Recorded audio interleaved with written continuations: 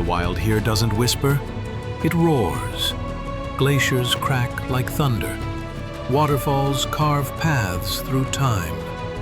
And in the middle of it all, she waits. Motor yacht Unbridled. A sanctuary of warmth and refinement in the heart of Alaska's untamed frontier. Bears wander the shoreline. Whales breach on the horizon. Seals nap on drifting ice while you sip champagne on the aft deck. This isn't a cruise, it's a calling, and only the bold will answer. Now booking your next unforgettable charter, yachtunbridled.com or through your preferred charter broker. Top of the morning, folks. It's Captain Liam here, Motor Yacht Unbridled in lovely Seattle at the moment. We've got the pleasure of having Gemma here. How are you this morning, Gemma? I'm so good. I'm really excited to be here and connect with you. Oh, wonderful, wonderful. Whereabouts are you? I am in the countryside in England. Oh, so opposite time zone to you. It's pitch black outside. We've already had the light, and yeah, just enjoying kind of more that cozy winter feeling over here. Okay, well, thanks for your time. We've got that same winter mode here today in Seattle. It's pretty cold and we're going down that, so it's a good time to get into the nitty and gritty of yachting. And we're going to talk about the Yacht Stew program, correct? Yes, that would be awesome. Yeah, so tell me about it. How did you start it? What's your kind of background story? Because I think that leads into your depth of knowledge in this field. And I'm really excited to learn also about the Certificate of Competency that stewardesses can now gather, which measures them and gives them a platform in the industry, which I think is fantastic. So start wherever you want. Awesome. Perfect. So I joined the industry back in 2011 as a junior stew. I had completed an event planning management program at college and university, and truly just didn't know what was next. So hearing about yachting from a fellow student just sounded just so serendipitous that here I was really wanting to move forward into more of an event space. And yachting is essentially, it's a meticulously planned event every single day that the guests are on board. So I couldn't think of a better introduction to yachting pretty much from an event planning perspective, because every day is like a curated story that we're trying to give these guests. Absolutely. And people don't get that, you know? No. And I think people forget it's like, you know, the amount of detail that goes into planning a wedding, that's a charter. Yeah. You know, and you're sometimes doing back to back all season. So I started in Florida, just around the Fort Lauderdale boat show time, and then stayed on boats through till 2020. So did just shy of 10 years, which was not the plan. Initially, I just thought I'll do a season and then I'm going to open a wedding planning business back in Vancouver.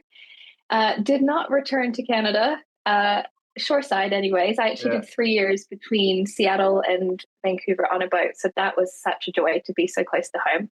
That's where we are now in Lake Union, correct? Yes. It's such a beautiful part of the world. I think boats miss it. It's such a shame. I wish more would go.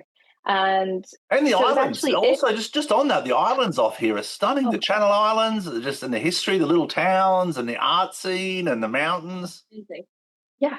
The San Juan Islands are fantastic, especially if you have guests who don't necessarily like hills. I know that's a bit niche, but I've had a lot of owners who love to walk but don't like hilly places. Yeah. The islands are actually quite flat, so it's really great for like more of that demographic for guests as well. So it was in Seattle actually that I was promoted to Chief Stew, which was one of the greatest highlights of being on board.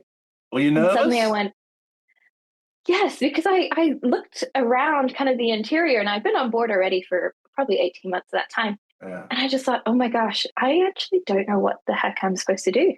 How do they write these work lists? Or who determines who does what on the team? Or how do you have those difficult conversations? I've never been taught. I've always just followed and listened. And it was very daunting for me because I wanted to do my best, but I didn't know how to do my best and what. And just stopping on that, that's like. so typical in the industry, and not just in a stewardess role. Even as captains, even as engineers, you get promoted to a new position, and you're not really trained into the position unless you're working with a good mentor. You're kind of like, would you like a go? There's an opportunity, you should take it. And then you take the opportunity without the core knowledge. You know? 100%. I agree. And a handover can only do so much. Yeah. That's kind of the tangible tasks that you have to do. But a lot of them, you've already maybe been doing them in more of the junior roles. But it is that kind of human element side and the operation side that I was thinking, oh, I know deep down I can do this, but I don't know how to action any of this. Yes. So then I created the Yacht Stew from that place of just needing support. So I created just an Instagram account, and this was before like stewardess pages existed. Oh, So I did yeah. like ask my captain, am I allowed? Is this Yeah. okay? Yeah. And this was back, 2016. So close to 10 years ago now that we started the Yacht Stew. And it was just a platform of me and other stews coming together going, raise your hands if you need help, raise your hands if you can help. Let's just connect Yeah. and support each other and have a place where we can share table settings or, encourage each other or ask, what is a salary expectation for a junior stew like at the moment? And just really have other individuals that had far more experience than I teach and lead me and others. So that's kind of where that started. Well, it's like the Stew Bible, and sorry to interrupt, but I'm really excited about this because as a captain, we don't know. Like 100%, we don't know the world of being a stewardess of the India department. We have learned and we observe, but we don't know. When I see stewardesses come with different Stew Bibles every time, I'm like, no, this is the Stew Bible. No, this is the Stew Bible. I got to change the Stew Bible. I'm like, we need some structure in this industry, Yeah, absolutely. And I'm kind of that level playing field of that standard of what is expected. And it's challenging because obviously everything's curated so specifically to the owners, to the vessel, even to the captain's preferences as well. But it's finding that baseline of where do we all start was such a challenge. So through the Yacht Stew, I had this unwavering passion. I mean, you can hear it now. I get so excited about training and mentoring and just ensuring that everyone that was promoted had the confidence to step into that role and ace it and not be afraid to ask questions. Yeah. Because there's this misconception where if you're promoted, then you ask questions, you weren't ready. Yes. But that's crazy because we're only going to learn and progress as individuals if we're consistently curious and always asking questions. Yeah, and then you let go because you're not ready and you're like, well, I said I wasn't ready. Like so many times people say I'm not ready and then they get promoted anyway. And they're like, well, I said I wasn't ready and I'm definitely not ready. And now I'm in this role. So the anxiety, the stress. So we're talking about yacht standards. The COC is now coming back, has come towards the interior department. So that was like 2000. The Yacht Stew was pretty big at that point, correct? Your Instagram account is starting to get a lot of followers. Yes. I would say it's definitely over the years died down simply because I'm not on board anymore. So I think the content people consume from me now are just like my daily walks through the countryside and thoughts of a business owner who's training and recruiting, and it's just different. But that's just beautiful. That's a beautiful platform because that gives so much hope because they're tough times at sea. You've been there. You know what it's like. Oh, for sure. For sure. And it's beautiful now because I'm on like the opposite spectrum where I spend so much time connecting with individuals, going through their transferable skills to set them up on land as well. So it's this beautiful evolution of whether you're a junior, a chief, or looking to go shoreside. Myself and the fantastic team I work with, we want to support all elements of that. So it's lovely now to be able to help kind of that full almost life cycle of being on board. Yeah, and when did it happen? When did the kind of light bulb go off and say, I can now train? Or did you see the platform of education, of the certificates, and then go down a path of training and then start developing into that? So when I left yachting, probably 2 or 3 years before leaving, my parents actually were like, we want to set up a website for you called the Yacht Stew Academy. We just think people in Vancouver, Canada need to know about yachting. Also, they wanted me home. And exactly. Oh, no, that will never work.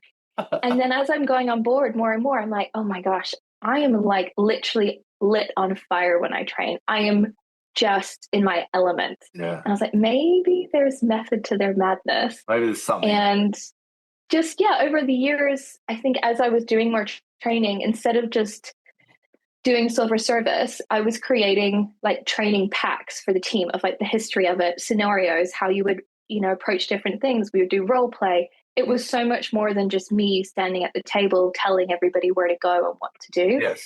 And I was just kept thinking like, okay, maybe I'm not sucking at this. Actually, maybe I'm doing all right. Maybe I should write it down. Maybe I should put a little folio together. Maybe I should add to this website. Yeah. Maybe I should save this material and not just have it as a note. And so over the years, I definitely built my confidence. And my final vessel was a 75-meter. And I had actually been on that boat probably 8 or 9 years prior as a junior. So to go back as chief was so special to me. I also had the most, honest to goodness, best interior team of my life. There was 8 of us. They were phenomenal and did so much training on board. And at the end of that, I just thought, this is what I'm meant to do. If I'm not going to be a chief stew on board, which is my favorite job of all time, and if I am going to be shoreside, this is absolutely what I want to do. So left yachting, and within a year had launched the academy. And now I want to say we have over 20-ish courses on the platform. So it's been a really busy 5 years of building, creating, and getting accreditation as well. Because initially accreditation was not available for online schools. And I'm like, guys, it's COVID. We need to keep up with crew. And absolutely. So eventually we got there, which was fantastic. And Teams took off, Zoom took off, and it's like, we've got the tools now. We've got the tools. I know. Still kicking myself that I didn't invest in Zoom shares in 2019, because that would have been fantastic. And now we're a fully accredited training school and training platform offering on board, in person, and online. And we have 2,000 active enrolled stewardesses with us at the moment. Wow. Congratulations, Gemma. Thank you. Huge respect. That's a success story.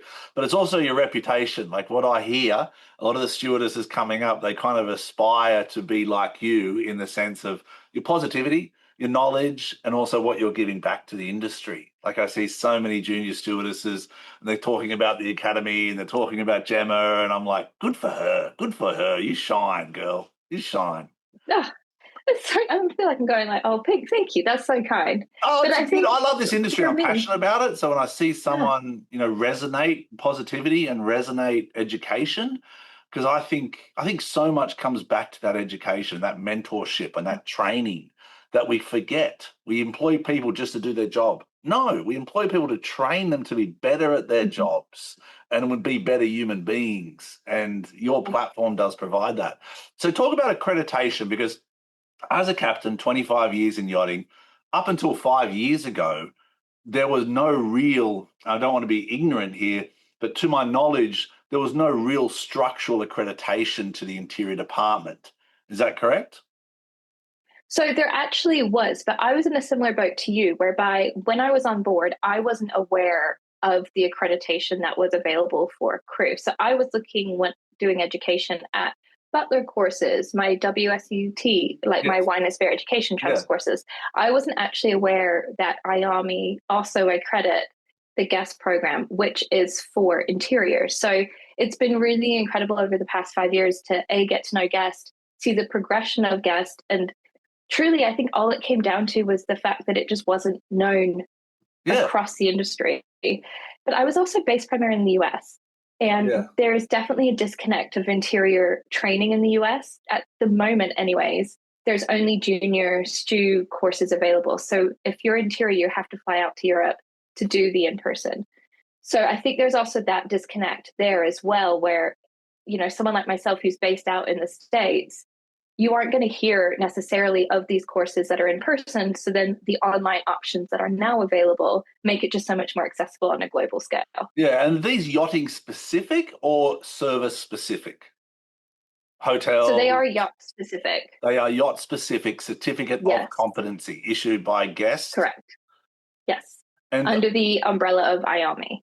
Okay. Now, if you could simplify, because I went in there, we've got a wonderful chief stew, Tiffany, and I hope you meet her. She's absolutely a godsend. She's a lovely person inside and out. And we were looking at it the other day, which is the path to take towards either a purser or a chief stew. Can you just simplify that little path for us? So if you're a junior stew, what kind of path would you take to get towards a COC as a chief stewardess, which then I would assume goes into a purser? Yeah, so I think straight off the bat as well, there's this there is, I think, a little bit of a misconception in a way that you go from chief stew to purser, because some of the best pursers that I have worked with in the past were actually second officers that had an accounting degree or a law degree previously that then stepped into it. So the chief stew and purser role are just so different. And this is the conversation we're having a lot with interior crew at the moment is, do you want to be an administrator that is focusing a lot more on more the legal side when you're doing in and out immigration, compliance, and accounts, budgeting, APAs, or are you wanting to stay more leading the interior team? And obviously, as you get up in size, you then go into more interior managers. So it's more admin role, but specific to the interior. And it's just two very different roles. So it just depends where that individual wants to go. If they want more of that office-based position, then, perhaps the purser role would be a good option for them. Interestingly enough, with the purser program and the COC, you have to be 25 to be able to take that program. So there are a few chief stews that progress quite quick. Yeah. And then at 23, they're looking to be a purser, but they can't actually take, and it may have changed. I don't offer it. So apologies if I'm incorrect there, but no you have to be 25 to take that. But they're different career paths is what you're establishing. Completely. But the beauty of yachting now, in the time that you've been in yachting, and even me, I've seen it, the boats are so big that there's many career paths, not just being a chief stew. You could be head of service, you could be in a masseuse in the spa section, you could be a personal trainer, you could be a yoga instructor. There's so many different professions in the yachting interior department. 100%. And outside of our chief stew COC program, our most popular courses are head of service and our advanced housekeeping. Because to be a career head of housekeeping, for example, they are a dime a dozen. They are so sought after. And for some individuals, that front-facing guest interaction is just not for them. And that's absolutely fine. It doesn't mean that you don't have a role in the interior. We need more outstanding housekeepers. So if we can help them with that, even better. But to go back to your question, to break down the COC. So the COC is broken up into 3 primary guest courses, and then there's a list of auxiliary courses, and you have to complete one of those auxiliary courses as well. So the guest courses that we teach that the students have to do is Unit 36, which is Destination Event and Interior Management. So that's all about how you're running your team. And, oh, I love it. It's it's the best. It's fantastic. It's obviously a lot of event planning. We do go into destination interior management side where you're planning itineraries. So if you're on maybe a smaller vessel without a purser, the chief stew might be in charge of the itinerary as opposed to the purser. So it's great because it gives you a little bit of a bridge between the two if you're curious about a bit more of that side without going full into it. And then there is I need to get the numbers correct, Unit 17, which is Foundations of Leadership, which I believe you've taken actually with the crew coach. Yeah, with the Korean race. It's such a great course. Yeah, I'm looking forward to doing the Advanced Leadership one, which we'll talk about. Yes, so that's also part of the COC, which I love it. It's so great. And I think it's so fascinating. We just did our in-person COC in Florida a few weeks ago.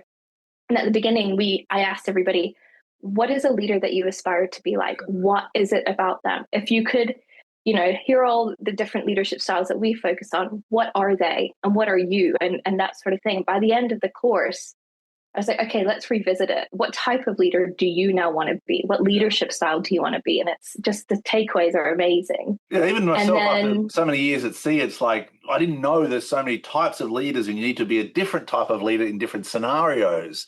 And the more you verbalize and communicate the style of leadership you're giving, the more receptacle the crew are. And sometimes you 100%. Need to be direct and sometimes you need to be supportive. And sometimes, so it's a beautiful course. I loved it. Yeah. I think crew as well. You have to understand as a HOD and as a leader that not every crew member is going to relate to your leadership style. So there has to be that flexibility on both sides. So that's such a joy to teach.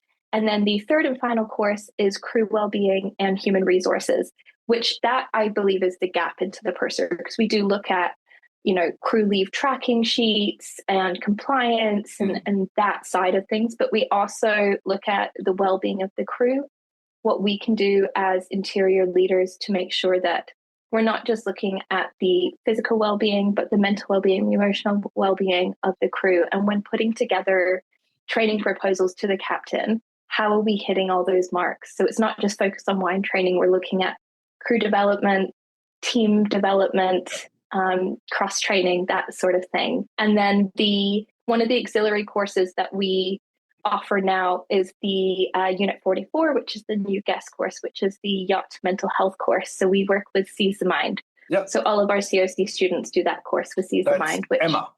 So good. Oh, yes. She is the queen. Yeah, she's lovely. And Melanie's just started the Marathon for Mental Health, which we participated in.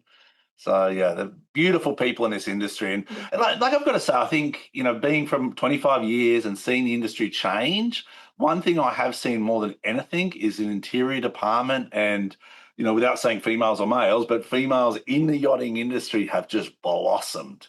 And the value of them is really evident in the standard we're trying to get and how they fit into a boat in terms of heads of department.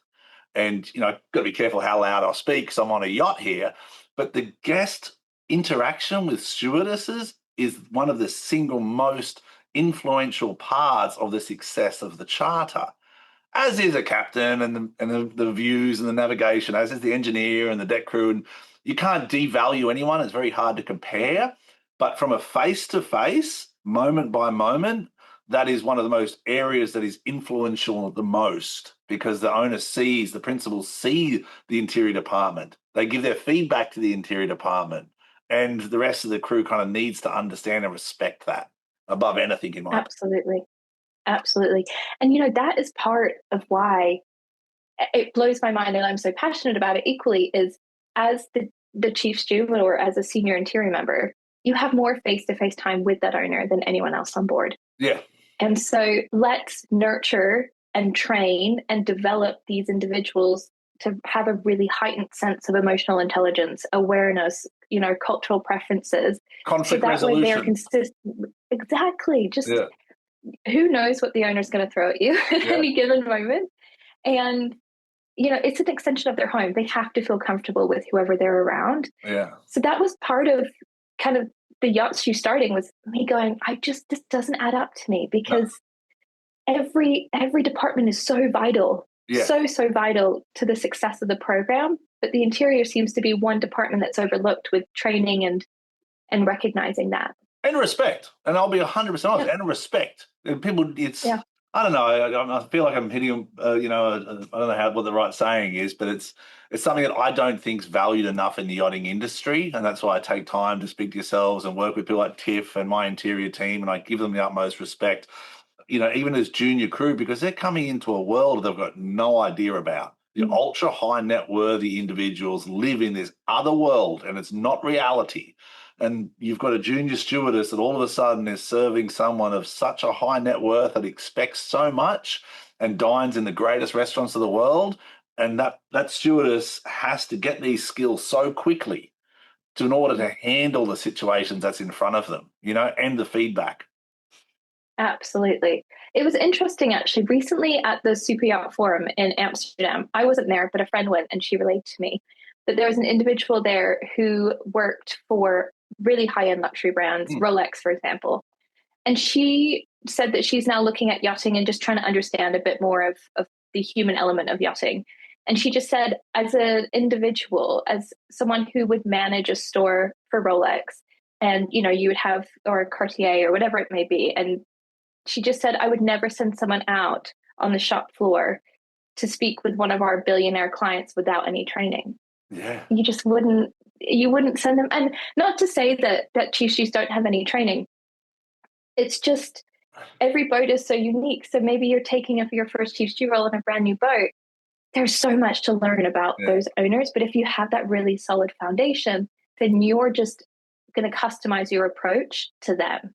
True, exactly. And I love this conversation because we're going in so many different, directions in supporting interior department for furthering their education, but also giving them confidence. Because that's one of the biggest ones I see these stewardesses come in, and then within a year or two, they're in these situations with either crew or with clients. And it's like, how do you manage these situations? So training's the key to everything for me, in my opinion. So then going into another topic we haven't reached on, which is quite big in the industry now, human resources.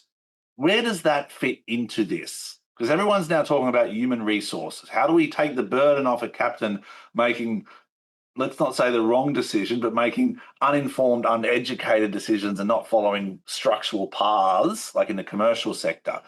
Where does that fit in the interior department? Where would you like to see it go? I mean, I think with human resources, it starts from the beginning with that recruitment process. Yeah. With the individuals, making sure that you have a really solid onboarding process that everybody abides by, ensuring that you have a strict schedule for your performance reviews, that you are also creating things along the lines of training management plans, which we teach to our students, because that's something that you can do in all other departments. And also, it was so interesting recently chatting with Chief Stews, a lot of them don't even know that who their DPA is. Yeah. And I'm just thinking, gosh, that's such a basic element really of human resources, because that's part of the chain of command if something happens. So what we are really trying to instruct our students is actually have an ISO on board, so interior standing orders. Yeah. So, making sure that it mirrors the expectations of the captain, but straight off the bat, the crew know exactly what the expectations are, having really, really, I don't want to say intense, but detailed is probably a better word, SOPs, and just being very clear from day one of, hey, this is going to be your onboarding process over the next 4 days. This is what you'll learn each day. It comes down to that element of organization for me with human resources. I think that's so important. And collectively as HODs and as a team, meeting with the captain, really discussing, how do you want us to handle XYZ situations when they come up? And be an extension of what the captain foresees, how he would like. Or the company policy or the industry, because I think we do individualize captains a lot, which has its benefits because everyone's got their own way to get a result. There's always a different coach in a football team, and everyone's got their own styles to get the result. And you have to have those individual styles because different clients like different things. But I think standardizing these HR responsibilities, which is not just onboarding, it's mentoring, it's helping them through difficult times, it's offboarding as well. And that's where a lot of times we don't talk about it, and crew have this anxiety that comes from the unknown. What if I get fired? What happens? Well, here's the procedure for offboarding. And it's simple and it's smooth, and we can talk about it, and let's normalize these conversations so it reduces the stress level. Yeah, and incorporating exit interviews as well. I think shoreside, that is quite common with, larger corporations. Why are we not doing it on board? Because especially from a recruitment point of view, when we receive roles and we go, okay, what's the longevity of this team? Why did the last, 2 or 3 crew members leave? And the captain goes, oh, okay, let me get back to you on that. But that, I feel like that should be something that you're really acutely aware of, because if you have crew members leaving, how can we retain that talent? Yeah. And what is it about the program that maybe wasn't the right fit, or was it our approach, or was it just time for them to leave? That's where I think there should be external oversight. I'm a big believer in it, and people are not going to like this, but that's okay. It's okay with me. I've got crew to look after, and I've got a family, and external oversight to me is outside the DPA. It's someone like a human resource person that can give feedback and oversight to the whole operation. You know what I mean? Kind of like I'm not saying add it onto a purser role, but if a purser could be a neutral party without the hierarchical structure that puts stress on the relationships. And that's where I really see the future of yachting going, where we have these human resources, capabilities or functions into yachting that can provide those. Because as a captain, when I ask if I get a resignation or as a termination, when I try and get feedback, it's difficult. It's difficult for a crew member to be really honest and transparent with me, because it may be me, or it may be a situation on board that I'm unfamiliar with. So they always want to leave as peaceful as possible. So I think third-party oversight with a DPA or a human resources department is important. I agree. And there's some incredible companies that are starting to do that. Yeah. Some former chief stews, I think one's called People at Sea. I could be incorrect there. I would have to triple check, but it's amazing to see because I absolutely agree. Yeah. Yachting is a pressure cooker on Yes. board. So you need to have that safe space to go and have an honest conversation sometimes. And I think HR is great because it's very black and white. And a lot of times yachting is grey. Yeah, very much So it's just good to have that standard of yes or no. Well, it's sunshine and That's rainbows for everyone else, but when you're actually in it, it's very grey. Yes, for sure. We sell sunshine and rainbows, but it's difficult, you know, and it stresses. In front of the guests, it's sunshine. It's sunshine and rainbows. It's like Ivor's saying, it never rains on the rich because the crew hold the umbrella. You know, we hold the umbrella. So it never rains, people. And even if it's raining, we will hold the umbrella. So what are the trends are you seeing?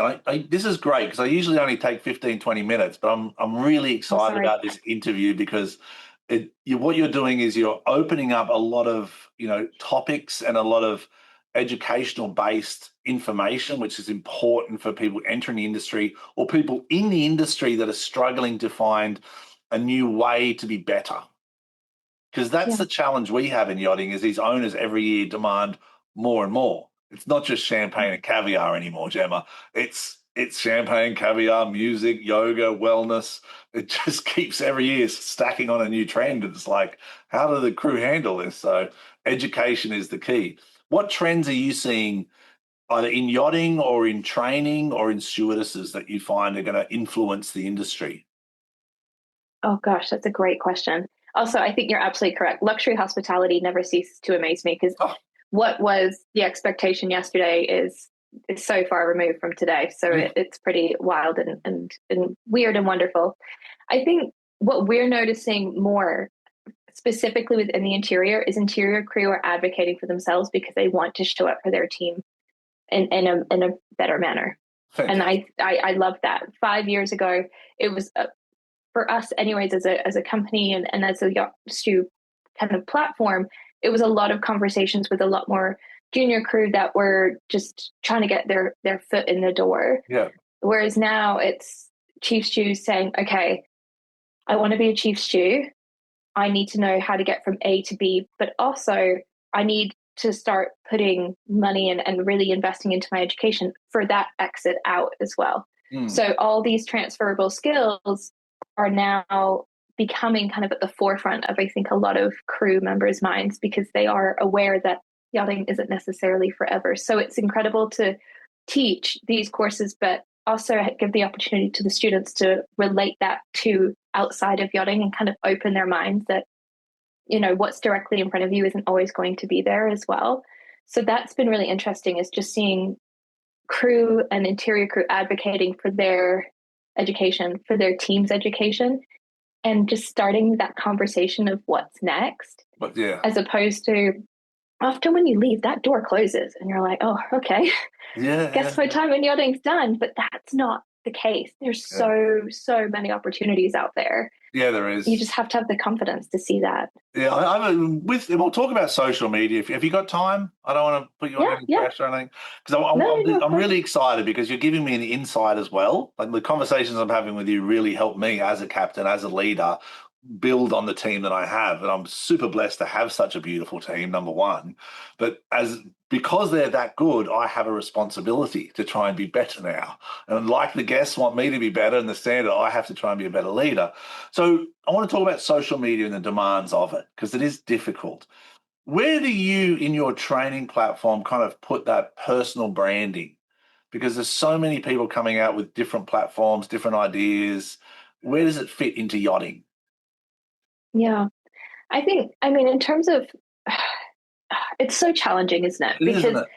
There's no right answer. And some of the best interior managers, I mean, I'm speaking to interior managers at the moment. I'm trying to fill a position, and you couldn't find them online if you tried. Yeah. For them, privacy is pivotal. They do not show up because for them, the clients that they've worked with, that would be an absolute no-go. Whereas we've had other individuals where I speak with them And they've just had this incredible way of creating an online portfolio. Yeah. So it's not a look at me, look what I'm doing, I'm so great at this. This is what I've created, this is what I've made, this is what I've learned. It's really direct, tangible skills that they have. And that, I think, is incredible, because then we can send through examples of their work. And like chefs often send through menus and photos of their food, for the interior, we can do the exact same and create a portfolio of the events that they've, curated and things like that. So it's just finding that balance of, like, even me, I have a personal account on Instagram. It's like 200 followers. It's just photos of my cats these days. It's really nothing, nothing noteworthy. But for me, that wouldn't necessarily be what it's very personal. It's private. It's things about my family. Yeah. The Yacht Steward, I've had to separate. And I always encourage that to crew, is don't be afraid to have that separation. I agree. Because, you aren't going to necessarily want to be known as, I don't know, let's say Katie, the Yacht Steward, it's just an example. Yeah. You might not want to be known as that forever. So it is okay to have that separation. But I think social media, if you use it correctly, if you use it as an online portfolio of your work, incredible opportunity. Yeah, I agree. I 100% agree with you. It's just you've got to know the boundaries of it. You've got to not kind of get too saturated in it, because in the end of the day, sometimes it separates you from the crew. Does that make any sense too? If you're going out there and presenting something that's not real, or so I think personal branding is huge though. The other one too, we want to talk about kind of wellness. Do you see much of a trend in the stewardesses that you're coming in, and the demands from your clients that are asking for more wellness training on board? And where does that fit in to interior training? Yeah, massively. I think, especially since, I would say, really since COVID times, the focus on wellness has completely shifted. And the expectations of wellness kind of stews has changed. So it's so much more than just having a spa on board, not to take away from the spa. That's such a pivotal part of it. But we are now looking for individuals with such specific skill sets. And I think longevity in kind of, not to get too deep, but longevity in human life seems to be a topic that's spoken about at so many of these yachting conferences now, because there is this fascination with how can you prolong that? How can you be the healthiest? Yes. And if they're going to do that in their home, they're also going to do that on their vessel. So that's been really fascinating. We do not offer those specialty trainings. It's not in our wheelhouse. But we are seeing more and more, just more and more of a interest focus in it on that. Yeah. Oh, fantastic. So the final question I've got, because I really love this, I'm going to watch this myself again and again, I think, and take notes and show it in the crew mess to the interior team, or the deck crew, whoever would like to watch it. But the last one I've got is it's more about your vision.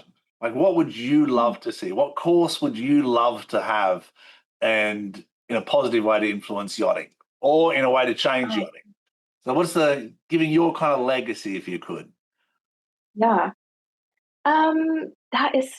That is a very loaded question. I think immediatry. You just don't know how important you are, Gemma. That's the key. You don't know how important you are. People look up to you with so much admiration and respect of your academy and your experience. So I just kind of want to try and give back of what would you like?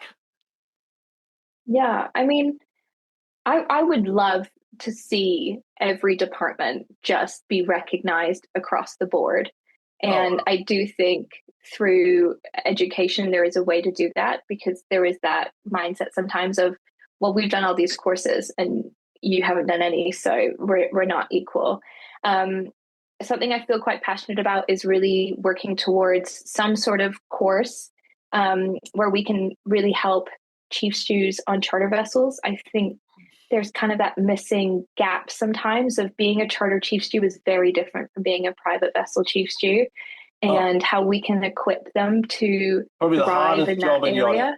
Probably the hardest job in yachting, I think, because you got the demands from the broker, the client, the captain, and the rest of the crew and the owner all coming down at you to present itineraries, budgets, APAs. It all seems to funnel down towards this chief stew. I'm like, poor girl, and she's the one serving or making sure everything is perfect as well.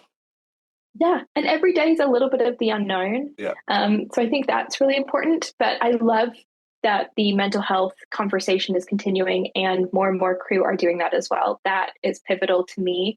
I hope eventually, and I fingers crossed, my gut feeling is that it's going to happen, that it will be added as a component to the STCW. I think across the board, it just needs to be a no-brainer for every individual to take that.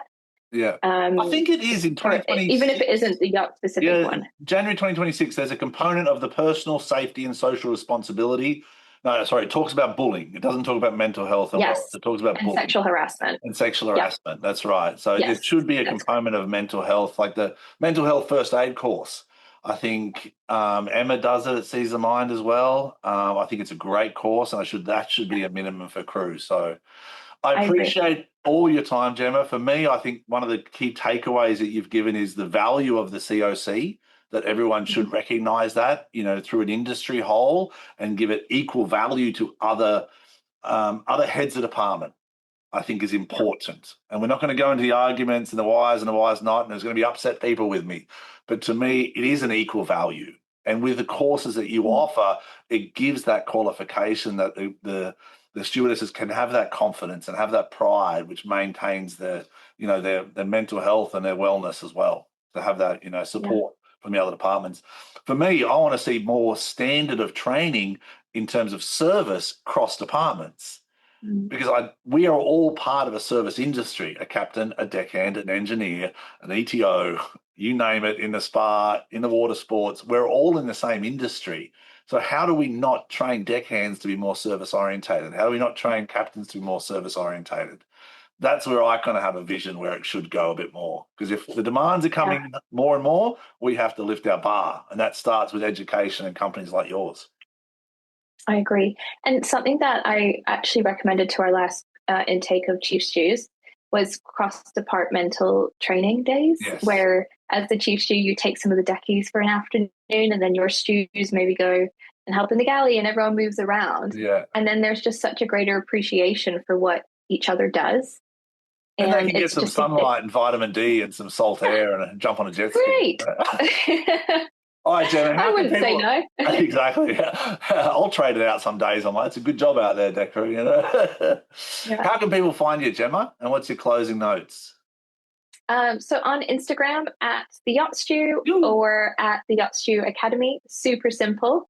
Or theyachtstew.com, you'll be able to find everything and anything interior related over there. Beautiful. Congratulations once again. You're shining, you're resonating, and it's wonderful to see people like you in this industry doing so much to make it better. Thank you so much. All right. My name's Liam. Be safe, be blessed out there, and follow Gemma and educate. Educate, educate, educate. If your brand belongs in the heart of the yachting world, this is where it happens. Yachting International Radio reaches over 1 million yachting professionals and enthusiasts every month, with 77 million impressions, 220,000 social followers, and 74,000 podcast subscribers. Our hosts are insiders, crew, captains, CEOs, trusted voices shaping the industry. This is targeted, high-impact advertising in a luxury niche. Visit yachtinginternationalradio.com/advertise. Your audience is already listening.